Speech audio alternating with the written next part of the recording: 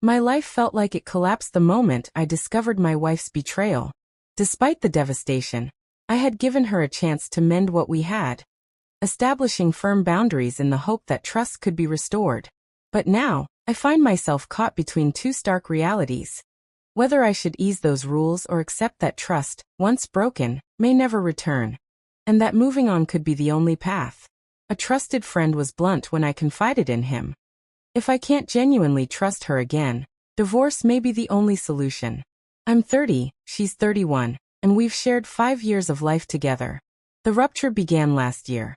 My wife had always gone out frequently with her social circle, bars, clubs, and nights out, but I had never doubted her fidelity until that night.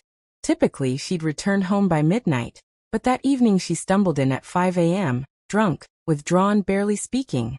Days passed in tense silence before I finally pressed her for the truth. The confession was crushing. She had crossed the line with a man in her circle. My gut had always sensed unease around this particular individual, but I had trusted her loyalty until it was shattered. Heartbroken, I packed a bag and left immediately. She pleaded for me to stay, promising it wouldn't happen again, but I needed distance. I stayed with a friend for a few nights before agreeing to talk. She expressed profound remorse, promising to do whatever it took to repair our marriage. I decided to give her one more chance, but with strict conditions. She had to cut all ties with the man, give me full access to her phone and computer, and avoid nightlife unless I was present. She accepted without hesitation. Over time, she even distanced herself from her wider friend group, who remained connected to him. I never demanded she abandon everyone, only that she separate from him. Yet she told me it was too painful to stay connected while avoiding him. I refrained from monitoring her devices, and though I accompanied her on social outings when I could, the bar and club scene was never my environment. Despite these measures, our relationship felt hollow, as though the vibrancy had drained away.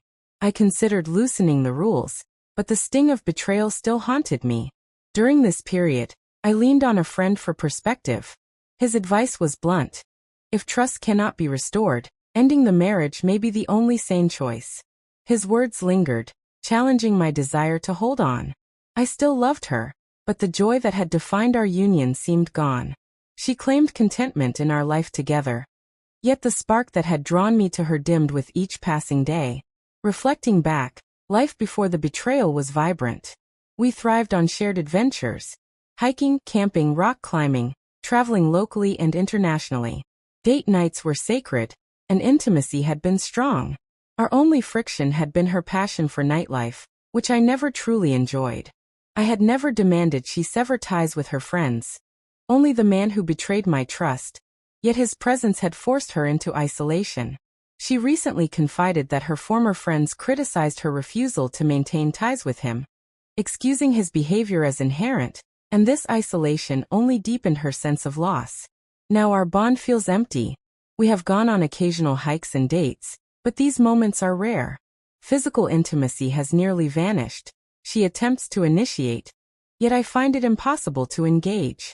In a candid conversation, she reaffirmed her dedication to me and my rules, expressing feelings of unworthiness in requesting anything for herself.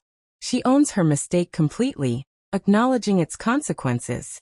We agreed to pursue couples therapy, not out of optimism, but because she respected the conditions I had imposed for an entire year.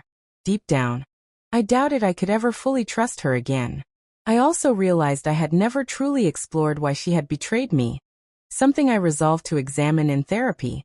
3 months into therapy, we finally found a therapist who could facilitate the intense and painful conversations we needed. In time, she admitted her infidelity was driven by curiosity. A friend had shared details of her encounter with the man, and under the influence of alcohol, she had succumbed to temptation. The moment sobriety returned, regret consumed her.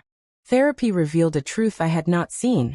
My strict conditions were not merely about restoring trust. They were a form of punishment, a way of expressing the hurt and anger that I carried.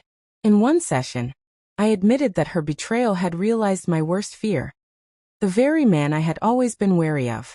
Through repeated therapy sessions, a hard truth crystallized. The trust one once had is irretrievably lost. This realization became the turning point.